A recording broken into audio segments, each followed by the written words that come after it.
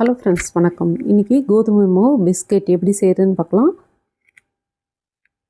சர்க்கரையை நல்லா நைஸாக அரைச்சி எடுத்துகிட்டு வந்துட்டேன். அளந்துக்கலாம். அரை கப்பு சர்க்கரை எடுத்துக்கிறேன்.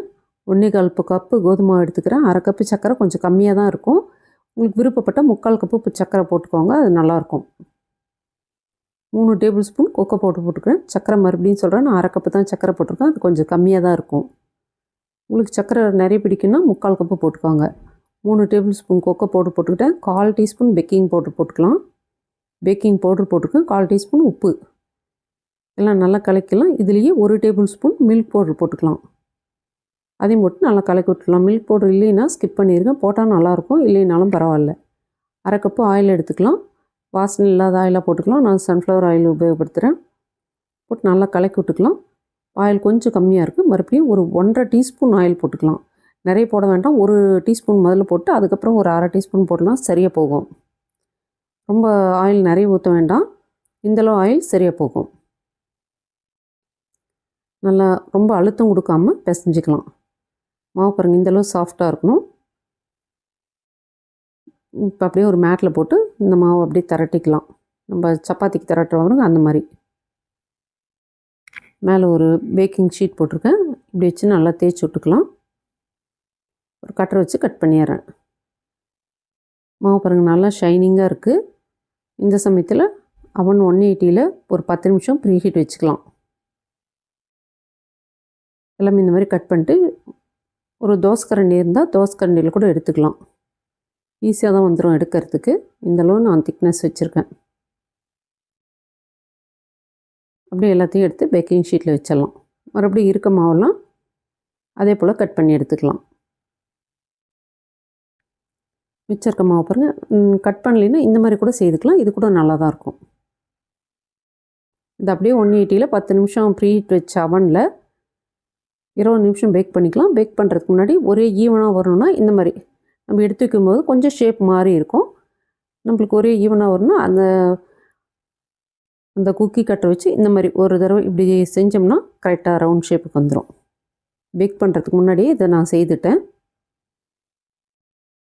இப்படி வச்சுக்கலாம். நம்ம குக்கி கட்டர் எந்த குக்கி கட்டரில் கட் பண்ணுறோமோ அதே வச்சு இந்த மாதிரி செய்துக்கலாம். இது அப்படியே கொண்டு போய் அவனில் வச்சிடறோம். இப்போ நம்ம அதே அளவு மாவு போட்டு வெல்லம் போட்டு செய்துக்கலாம். அரை கப்பு வெல்லம், 1/4 கப்பு கோதுமை மாவு, கொக்கோ பவுடர் மட்டும் நான் 2 டேபிள் ஸ்பூன் போட்டிருக்கேன். 3 அதில் போட்டேன். இதில் 2 டேபிள் ஸ்பூன் தான் போட்டிருக்கேன். இதில் ஏலக்காய் தூள் சேர்த்துருக்கேன். வெல்லம் போட்டதுனால ஏலக்காய் தூள் சேர்த்துருக்கேன். அது ரொம்பவே நல்லாயிருக்கும் ஏலக்காய் தூள்.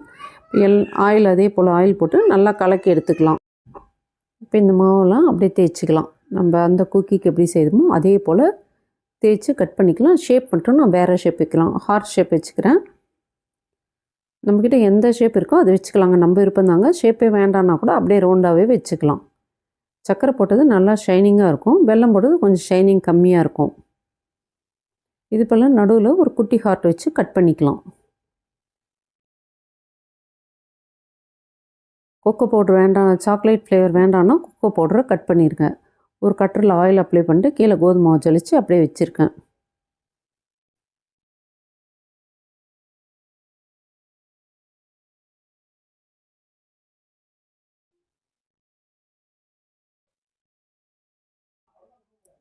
எல்லா குக்கியும் ரெடி ஆகிடுச்சு. இதையும் அப்படியே எடுத்துகிட்டு போய் பேக் பண்ணிக்கலாம்.